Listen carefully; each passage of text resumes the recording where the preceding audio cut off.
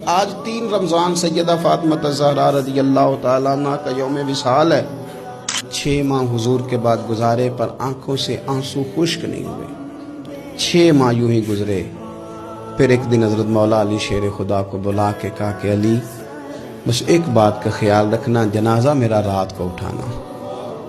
پردوں میں چھپ کے وقت بتایا ہے، اب بھی چاہتی ہوں کہ میرے جنازے کو میری چارپائی کو بھی غیر محرم نہ دیکھے۔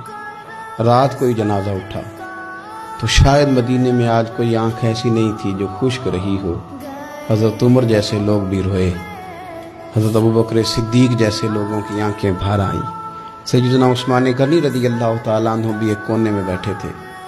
کئی منٹوں تک سیدہ عائشہ صدیقہ رضی اللہ تعالیٰ عنہ بولی نہیں۔ لوگوں نے کہا ہوا کیا؟